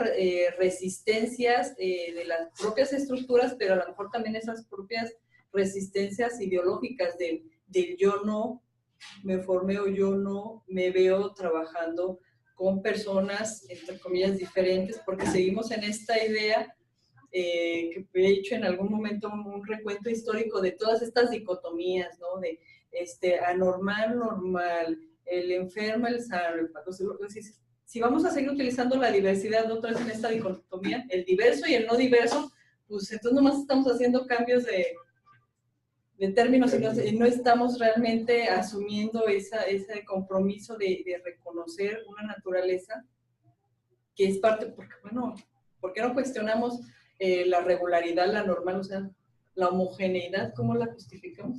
O sea, creo que y porque seguir discutiendo la diferencia, bueno, creo que no terminamos, pero ¿por qué no le volteamos a ver en qué somos normales, en qué somos homogéneos, en qué somos capaces? Creo que ahí, porque bueno, pegarse a uno mismo ya está ahí más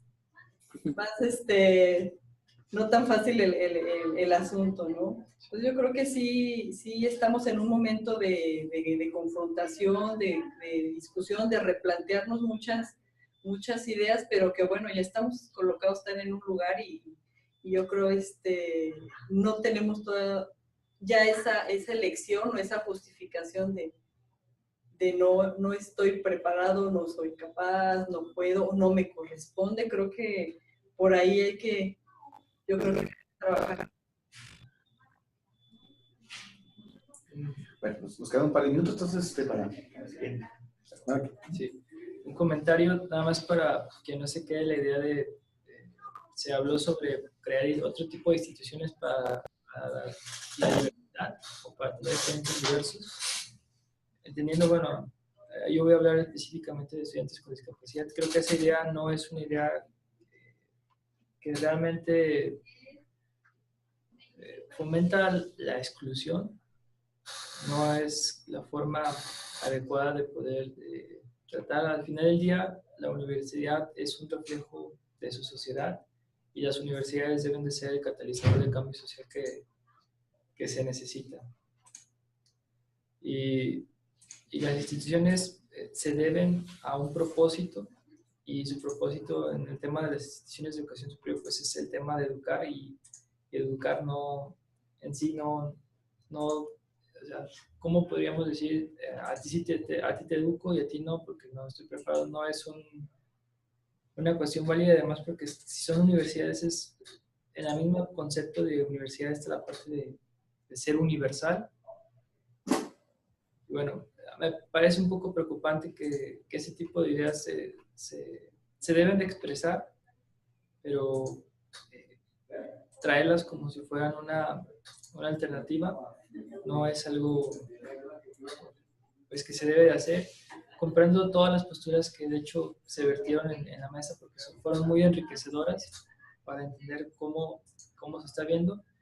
Y bueno, lo que yo haría es, yo los invitaría realmente a que su trabajo se convierta en un legado de vida, es decir, que impacte en las personas que estén en su alrededor y a que se comprometan con una acción y no solamente que nos convertamos solamente en teóricos, sino que aquello que se dice se puede hacer a través de pequeñas acciones, acciones que tal vez solamente uno va a saber que se realizan, pero tal vez, como dicen, no va a cambiar la institución, pero sí va a cambiar la vida de una persona en concreto, y esto pues va a ser una cadena que se va a replicar. Entonces, en ese sentido yo les haría la invitación, y bueno, lo demás no me toca a mí decirlo, creo que la vida en su momento a cada uno de nosotros nos va a mostrar, nos va a hacer llegar a diferentes reflexiones y darnos cuenta de lo que estamos hablando el día de hoy.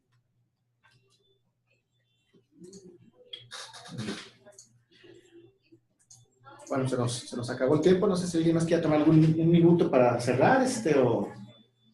Sí, yo diría que hace mucha falta, o sea, independientemente de qué tan alcanzables son los objetivos en el corto plazo o mediano plazo. Ciertamente es el tipo de trabajo que se percibe necesario. Particularmente ahora que estamos tan en antidiversidad, ¿no? Donde vemos globalmente tantos movimientos en contra de la diversidad, el rechazo al otro. El trabajo es muy importante, realmente. El problema es, siento yo, pues el camino, ¿no? Se oye bonito, se oye bien. ¿Cómo se construye ese camino? Esa es la parte que se ve bastante difícil. Yo tengo una sobrina con discapacidad. Tuvo un accidente de chica, quedó discapacitada, con problemas cognitivos y motrices. Y de chica fue mucho cariño de parte de su familia, pero cero atención a la discapacidad. Había un sentido de culpabilidad de parte de su mamá en particular, siento yo, que se transformaba en una sobreprotección muy fuerte a cambio de cero formación para ser autónoma, para vivir. Y de parte de todo el resto de la familia fue un cierto cariño para la niña, una apreciación de la niña, pero una cierta resignación a que sí iba a ser y había que quererla así como era, pero sin ningún proceso de transformación. Y es muy difícil, o sea, a mí me tocó, por ejemplo, yo traté en un momento dado de moverla más en lo físico, pero también en lo cognitivo, y es muy difícil, es darte cuenta que lo que para ti es normal, para ella es totalmente diferente. 30 segundos después ya no quería hacer la misma actividad, estaba pensando en otra cosa. O sea, es muy complicado y está bien poner las metas a largo plazo y está bien poner esas metas grandes, creo yo, pero el problema es el tránsito, ¿no? ¿Cómo pasamos? Y un poco las estrategias, como lo comentaba Gerardo, o sea, qué es lo que conviene hacer dentro, qué es lo que conviene hacer fuera. Y la verdad, mis respetos, porque sí es... Y yo no quisiera aclarar, no es que yo estuviera a favor de crear instituciones especializadas, ¿sí? Sino crear otras instituciones. Instituciones con raíces diferentes, en donde pueda tener cabida todo esto de manera natural. No es que haya instituciones especializadas porque se han demostrado socialmente que es probable que sean más efectivas para enseñar ciertas cosas, pero socialmente traen más problemas que beneficios al aumentar la exclusión, la separación.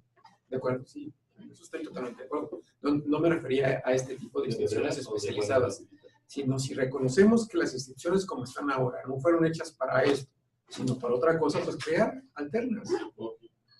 ¿Y cómo se crearon estas? Con el movimiento social, ¿sí?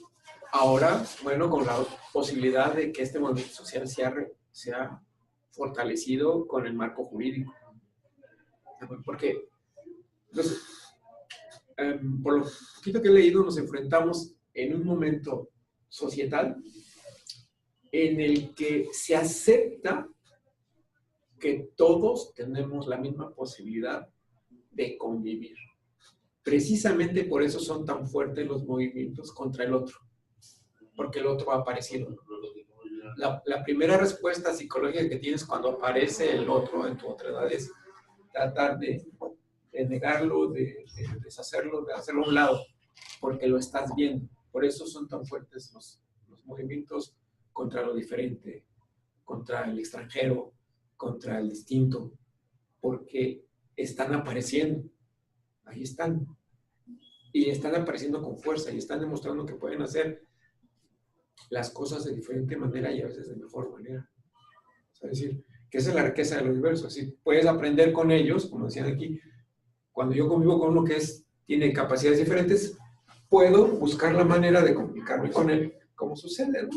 Es decir, hay niños con deficiencias en el habla y en el oído, en que ellos mismos generan su lenguaje, ¿no? Y se pueden comunicar. Y esto que somos visuales, sí, no. Yo diría que no somos del todo visuales. Ni siempre lo fuimos.